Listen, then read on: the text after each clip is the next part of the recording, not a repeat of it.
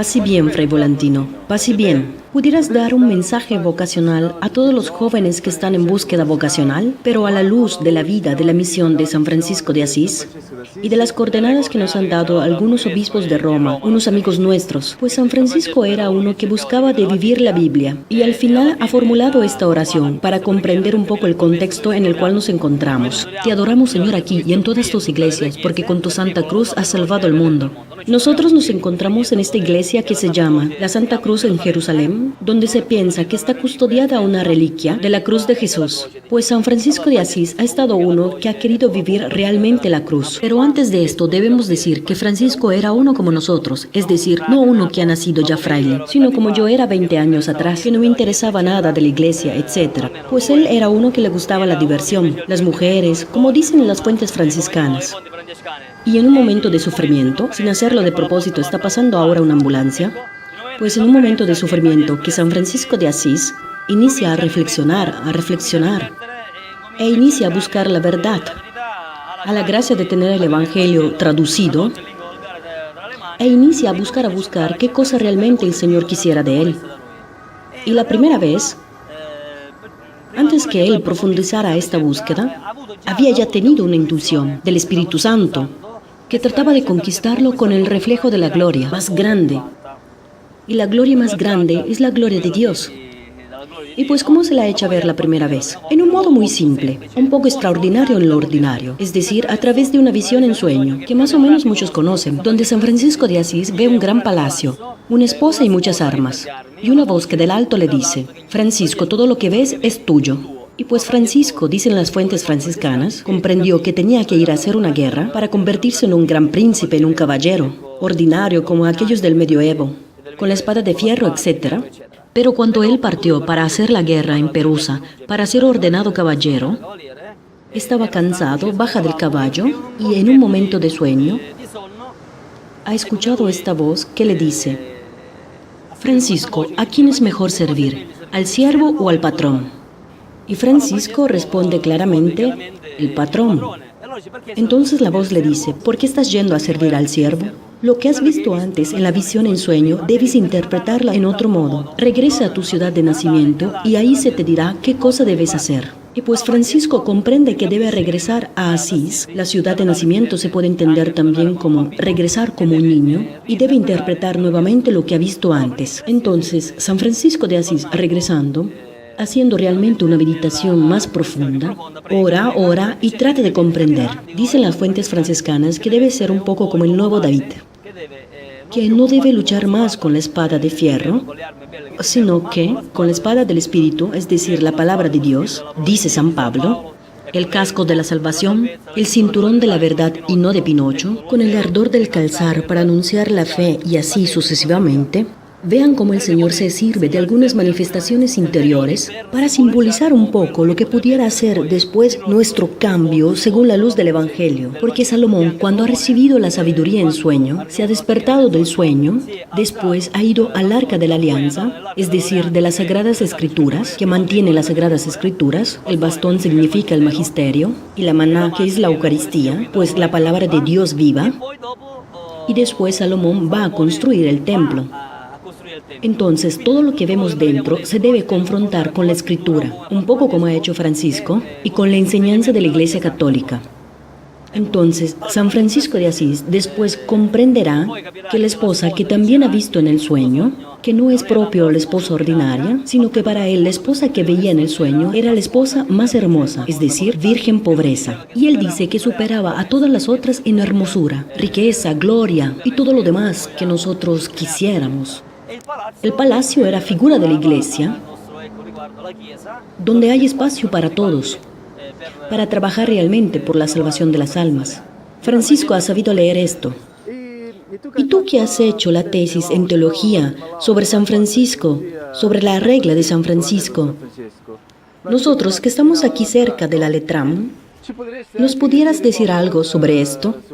Vean, aquí a mis espaldas está San Juan en Letrán, y antes de San Juan en Letrán, que era la Basílica de San Pedro de aquel tiempo, De esta parte hay un gran monumento donde está Francisco con sus hermanos que miran la Basílica de San Pedro de aquel tiempo. La San Juan en Letrán, donde ha tenido la aprobación de la regla, pues la tesis la he hecho sobre la redacción de la regla de San Francisco de Asís, porque también nosotros hemos hecho más o menos esta experiencia de caminar por varios años sin la aprobación. Ahora es un año que hemos sido aprobados y pues quien ha vivido este sufrimiento comprende. Pues San Francisco inicialmente, porque él quería vivir el Evangelio, como dice hoy el derecho canónico, la regla sum para todos los consagrados sea especialmente el Evangelio. Y él al inicio quería solo el Evangelio, solo que la Iglesia, porque Jesús dice, quien escucha a ustedes escucha a mí, quería las particularidades. ¿Cómo tú entiendes vivir el Evangelio? Y pues San Francisco redacta este estilo de vida suyo, que propone, junto con sus primeros compañeros, a Inocencio III, e inicialmente los cardenales, antes de la aprobación oral, junto con Inocencio III, piensan que es imposible vivir este estilo de vida. Incluso Inocencio III la primera vez le dice, esta regla va a predicarla a los puercos. Y a Francisco le ha entrado una gran espina en el corazón, un gran sufrimiento. Francisco fue. Y después le dice al Papa, lo que usted me ha dicho lo he hecho. Entonces el Papa se quedó impresionado. Y también los cardenales, porque cuando este cardenal de Sabina, hombre realmente espiritual, amante de la pobreza e inspirado por el Espíritu Santo, dice, atención, porque si nosotros decimos a estos frailes que no se puede vivir este estilo de vida, que es el Evangelio, que no nos suceda blasfemar contra el Evangelio de Cristo. Entonces Inocencio III, de frente a estas evidentes palabras de fuego, dice a Francisco, pues Francisco, ve y ora al Señor, que nos revele por medio tuyo cuál es su voluntad. Pues entre esto y otro evento que tuvo Inocencio III, porque de hombre espiritual había estado tocado, dicen las fuentes, también él había hecho un sueño, donde veía a Francisco que sostenía la San Juan en Letrán de aquel tiempo, que en el sueño de Inocencio estaba cayendo y veía a un hombre que se parecía a San Francisco de Asís, de pequeña estatura, que sostenía con la espalda la San Juan en Letrán. Es decir, la iglesia estaba precipitando entre su gran predicación pomposa, verdadera, real, objetiva, pero la práctica estaba yendo por otra parte. Entonces Francisco se ha puesto en medio e Inocencio reconoce a este gran hombre mandado de Dios y le dice, va Francisco con tus hermanos y predica el Evangelio, solo que esta aprobación ha sido oral. Pues Francisco, como en cualquier modo he experimentado yo con mis hermanitos, o aún mejor de Jesús y María, también las hermanitas, cuando tenía esta aprobación oral y andábamos por las calles, la gente iniciaba a decir también en las diferentes diócesis, ¿quién nos da la garantía de que tú estás aprobado por la iglesia? Le han metido tantas espinas. Entonces él, hablando con el cardenal Ugolino, le dice, pues mira que nos están metiendo un mar de espinas en las diferentes diócesis. Pues Ugolino lo quería ayudar, diciéndole, porque Inocencio III había muerto, y le dice, pues podemos hacer pequeñas modificaciones, porque cuando tus frailecitos deben viajar haciendo recorridos largos, a veces están mal o se enferman, ¿cómo hacen? ¿Cómo pueden hacer?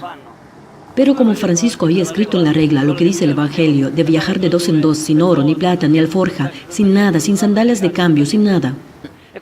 Y pues el cardenal había propuesto de meter una cláusula en la regla de San Francisco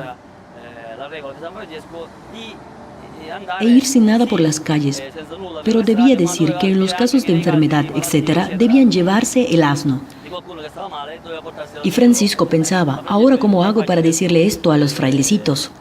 Habrá vivido un momento de gran crisis, porque él había dicho que la regla se la había puesto el Señor en el corazón. Entonces, esta es y no se toca, se vive a la letra. Inocencio III me la ha aprobada, por lo tanto, esta será hasta el final de los tiempos. Ugolino le dice de cambiarla, y si no le cambia cualquier pequeño particular, la iglesia no se la puede aprobar.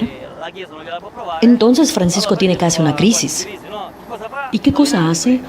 Ora y el Señor le habla también en este caso con una pequeña visión en sueño. Y le hace ver unas migajas de pan, y una voz le dice, recógelas y haz una única hostia. Cuando se despierta no comprende qué significa. Se aconseja con los frailes. Pienso que un poco sobre la lógica del paso que dice, el triunfo de un rey está en el buen número de sus consejeros, nos dice la Sagrada Escritura. Francisco se ha aconsejado y después, iluminado por el Espíritu Santo, comprende que estas migajas representan la regla. Debe tomar las migajas, es decir, los pasos del Evangelio, y hacer una sola regla, que es la hostia viva, la palabra de Dios puesta en práctica en la vida de Francisco y de quien lo sigue. Y de 24 capítulos, él comprende que debe sintetizar la regla a 12 capítulos, pues ha hecho más o menos una síntesis, no ha cambiado. Tenía la solución que no había cambiado, sino que había sintetizado, y han simplemente especificado, como decía el cardenal, si alguien está mal en los viajes largos, es normal que pueda llevar el asno. Aquí está bien el paso de Jesús cuando dice: el hombre no está hecho para la regla, sino que la regla está hecha para el hombre. Pues gracias a la oración y a una pequeña revelación en privado, Francisco logra superar este problema. Y Ugolino lo llevará al Papa Honorio III. Como Fray Pequeñito me ha hecho notar, que ha sido un gran papa, que no solo ha aprobado a San Francisco de Asís, no solo a Santo Domingo, sino que también a los primeros carmelitas, pues un gran papa Honorio III, que es de resaltar su astucia espiritual. Vean cómo esta gran crisis había podido venir también en San Francisco de Asís, porque Dios le había hablado, el Papa lo había aprobado, pero después sucede otra cosa. Entonces la oración es la solución. Pero atención, porque después de que San Francisco ha orado, sea la primera vez cuando ha visto el palacio, etc., y sea ahora, hay algo en común. Pues estas manifestaciones interiores nos quieren decir en la historia de San Francisco de no tirarlas. Si ustedes controlan en la voz visiones de las fuentes franciscanas, al final verán cuántas veces el Señor ha hablado a San Francisco y algunos de ellos a través de estas visiones en sueño, que son de tomar con equilibrio. Porque Ratzinger nos dice que no es obligatorio usar estas imágenes que nosotros vemos, que no están en la realidad objetiva, pero que las vemos dentro. Entonces, ¿no es obligatorio usarlas? Como no es obligatorio hacer la voluntad de Dios.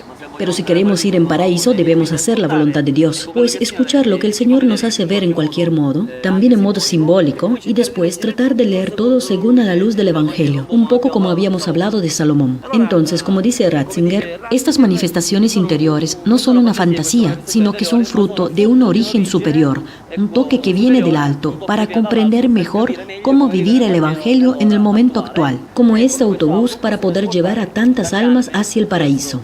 Pues si miramos la vida de San Francisco de Asís, a partir de la oración que habíamos hecho al inicio, te adoramos, Señor, aquí y en todas tus iglesias, porque con tu Santa Cruz has salvado al mundo. Nos recordamos de la San Juan que era la San Pedro de aquel tiempo. Esta oración realmente, con esta fe que él tenía en la Biblia, en la iglesia, hace el modo que el Señor le hable en una manera recta, sincera, y los frutos que él ha dado brillen de una luz inmortal, después de 800 años. Pues cuando se dice que San Francisco de Asís ha vivido a la letra, y alguien dice que la letra mata a partir de San Pablo, se comprende que se refiere a la letra del Antiguo Testamento y al legalismo cuando es demasiado técnico, ¿no? Pero si uno vive realmente a la letra, excepto algunas pequeñas particulares del mismo Evangelio, y por lo tanto esta letra no ha matado a San Francisco de Asís, sino que le ha dado la vida eterna, de una luz que nosotros aún vemos, después de tantos años. Pues vivir siempre y buscar la voluntad de Dios según lo que dice la Iglesia. Primero la Escritura y después la Iglesia, especialmente a través del ejemplo de los santos, como San Francisco, que es un gran santo de la Iglesia Católica. Espero de haberles dado una pequeña contribución para comprender que a veces muchas manifestaciones interiores no se deben tomar demasiado a la letra, el demasiado que no va. Pero tampoco tirarlas, sino que valorizarlas, como decía Ratzinger en este magisterio, de magister que significa maestro, para comprender que el Señor nos puede dar cualquier pequeña intuición de confrontar con la Escritura y con la Iglesia y después realizar nuestra vocación. Y se dice que San Francisco de Asís no encontraba la paz y sufría de una gran angustia indescriptible, fin que no lograba comprender y realizar la propia vocación. Esto lo podemos ver en las fuentes franciscanas. Por lo tanto, les dejo con esta pregunta. Señor, ¿qué quieres que yo haga? ¿Vida matrimonial o vida religiosa? Pregúntenle al Señor y Él les responderá en un modo o en otro. Como dice Job en el capítulo 33, versículo 13 en adelante. ¿Por qué te lamentas si el Señor no responde a cada palabra tuya? Después continúa 14 y siguientes. Dios habla en un modo u otro, pero no se hace atención. Y después habla, un poco como San Francisco de Asís, y en otros modos. Está en nosotros aferrar. Y primero que nada nos habla a través de la Escritura. Y con la Escritura nos indica también de las situaciones particulares. Escondidas, que San Francisco ha sabido leer y que buscaba la gloria, y el Señor la ha conquistado con el reflejo de una gloria más grande. que no es la gloria de conquistar con las armas, simplemente un pueblo o pueblos, sino que la vida eterna, la gloriosa inmortalidad, para siempre, y la felicidad eterna, paz y bien y deseos de santidad para quien busca la voluntad de Dios.